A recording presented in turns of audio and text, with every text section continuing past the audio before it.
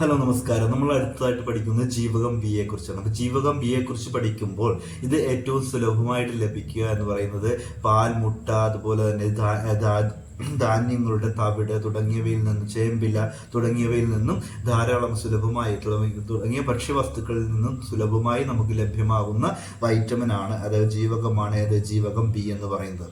ഈ ജീവകം ബി തന്നെ പല തരംതിരിവുകളുണ്ട്. അതായത് B1, B2, B3 എങ്ങനെ തൊട്ട് B15 വരെയുള്ള പല തരംതിരിവുകളുണ്ട്. അവയിൽ പ്രധാനപ്പെട്ട കുറച്ച് കാര്യങ്ങൾ കൂടി നമുക്കിതിനകത്ത് പഠിക്കാം.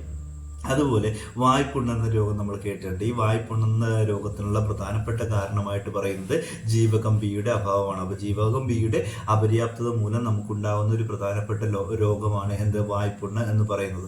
അതുപോലെ ചുവന്ന രക്താണുക്കളുടെ നിർമ്മാണം, അതുപോലെ ത്വക്കിൻ്റെ ആരോഗ്യം തുടങ്ങിയ കാര്യങ്ങൾക്ക് ഏറ്റവും പ്രധാനപ്പെട്ട ജീവകം എന്ന് പറയുന്നത് ജീവകം ബി ആണ്. അപ്പോൾ ചുവന്ന RBC റെഡ് ബ്ലഡ് സെൽസിൻ്റെ നിർമ്മാണം, അതുപോലെ ത്വക്കിൻ്റെ ആരോഗ്യം എന്നിവയ്ക്ക് ഏറ്റവും പ്രധാനപ്പെട്ട ജീവകം ഏത് എന്ന് ചോദിച്ചാൽ ജീവകം B1 ആണ്, ബി ആണ്. അതേപോലെ ജീവകം B1 എന്ന് ഞാൻ പറഞ്ഞത് പലതരം തിരിവായി. ജീവകം B1 എന്ന് പറയുന്നത് തയാമിനാണ്. ഈ ജീവകം B1ന്റെ അപര്യാപ്തത മൂലം, കുറവ് മൂലം ഉണ്ടാകുന്ന രോഗമാണ് ബെറിബറി എന്ന് പറയുന്നത്. ഈ ബെറിബറി ഐക്കാണ്ട് ഡിസീസ് എന്ന പേരിലാണ് അറിയപ്പെടുന്നത്. അപ്പോൾ എന്താണ് ബെറിബറി എന്ന രോഗം നമുക്ക് ഉണ്ടാകുന്നതിനുള്ള പ്രധാനപ്പെട്ട കാരണം ജീവകം B1 അഥവാ തയാമിന്റെ അപര്യാപ്തത മൂലം ഉണ്ടാകുന്ന രോഗമാണ്. അതുപോലെ പാലിന് മഞ്ഞ നിറം നൽകുന്ന ജീവകമാണ് ജീവകം B2 എന്ന് പറയുന്നത്. പാലിന് മഞ്ഞ നിറം നൽകുന്ന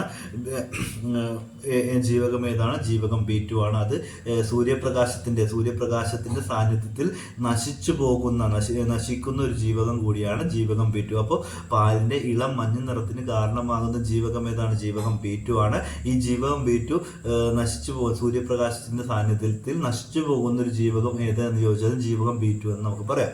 അതുപോലെ ജീവകം B3യുടെ അപര്യാപ്തത മൂലം നമുക്കുണ്ടാകുന്ന രോഗമാണ് പെല്ലാഗ്ര എന്ന് പറയുന്നത്. എന്താണ് പെല്ലാഗ്ര? അതായത് പ്രകാശമേൽക്കുന്ന ഭാഗത്തെ ത്വക്ക് പരിക്കനാകുന്ന ഒരു അവസ്ഥയ്ക്കാണ് പെല്ലഗ്ര എന്ന് പറയുന്നത്. അപ്പോൾ അതായത് ജീവകം B3യുടെ അഭാവം മൂലം നമുക്ക് ഉണ്ടാകുന്ന ഒരു രോഗമാണിത് പെല്ലാഗ്ര എന്ന് പറയുന്നത്. പെല്ലാഗ്ര അഥവാ ജീവകം B3യുടെ ശാസ്ത്രീയ നാമം എന്ന് പറയുന്നത് നിയാസിനാണ്. അപ്പോൾ നമ്മൾ ജീവകം ബി പഠിച്ചു.